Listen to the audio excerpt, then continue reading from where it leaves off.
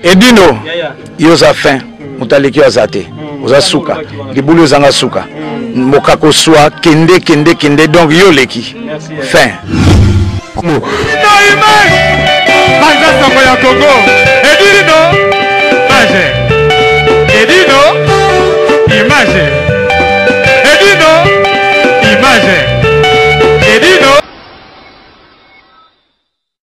Bonjour à tous, je suis Aimé Bossitampen, propriétaire de Boss Brother TV. En tout cas, on a un plaisir ma casse na CPLI. Enfin de Boss Brother TV écoute na satellite. Donc, ils ont na Congo Mubimba sur réseau TNT. Donc, nous sommes na télévision à TNT, décoder à TNT. Bolanda de Boss Brother TV. Mais bon di menangate, ba Saint Thomas, collègue na bodo, ils m'ont appelé la suko.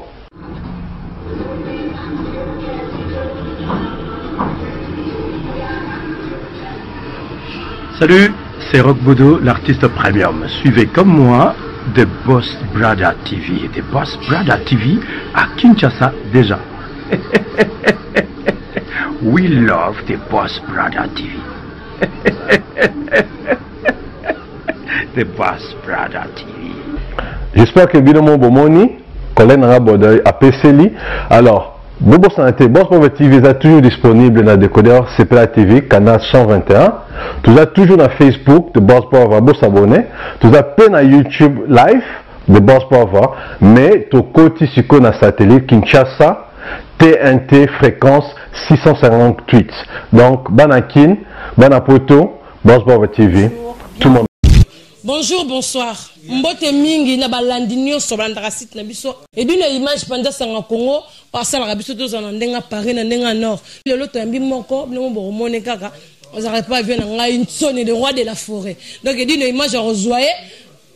En quota, bien bon, ils ont question-réponse. Donc ça peut être la vérité. Babi moi bolimbi simké parce que nous avons un coup de fil que ça peut côté de connaître qui ça pour ça là qui.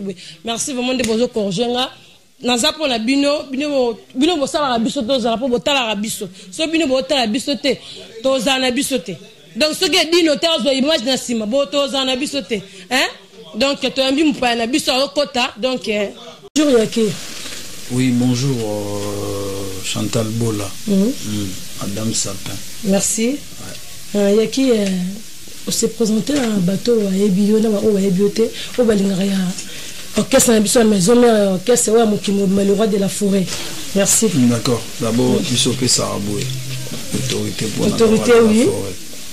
Les aboués. Il y a bien un mot fanatique le roi de la forêt. Et sinon, bonjour, biscuit, bozomi, parce que Boibika, Oyo.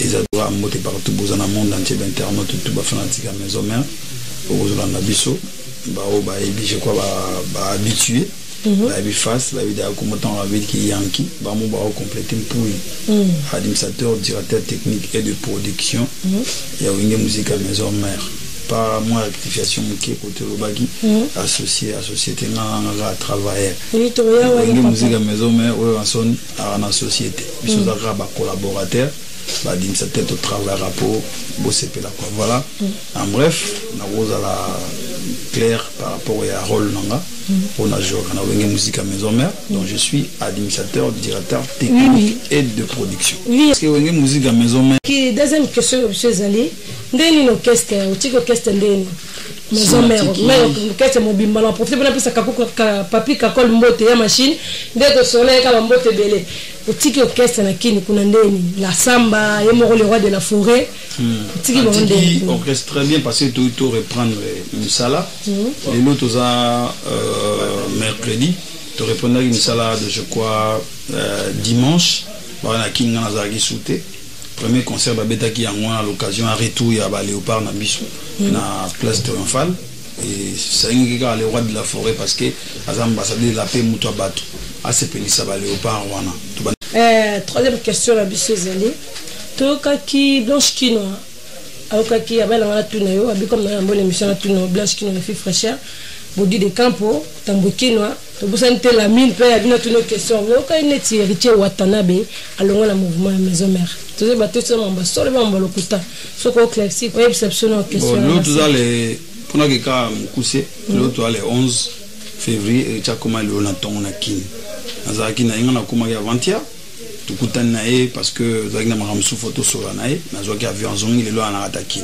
bon likampe ya ba musicien balungu na maison mère basala biso pona biso dans le départ na besoin information ils ont sur actualité des actualités pour na bino ba chroniqueur na ba fanatique ba ebika atamwazaki alungu c'est bon comprendre biso comment na sur actualité parce que maison mère toi na record so sali statistique à monsieur balungoka la monsieur balungoa trop na maison mère mais ça dépend pour héritier par Rumeli c'est là il y a problème déjà là na opposer question na ke na shit obi maison mère on est deux abou so de bito chaliba par exemple là aura salle moneti na exagéré na zone par exemple Élysée Montmartre ndenge za ekal bon oui raison na beta concert na ba musicien o ya sika otozana ba génération flashing eta do ba na kati bon ba invité to chabié to beta la l'honneur ya batu balungwa ba musicien balungwa ba ya to beta ba on concert ba na ba musicien na ba on ba recruter obi ke to ko ton Élysée Montmartre et puis maison mère peut la batu pe ba ya poto na ndenge ya maison mère hein na ndenge ya maison mère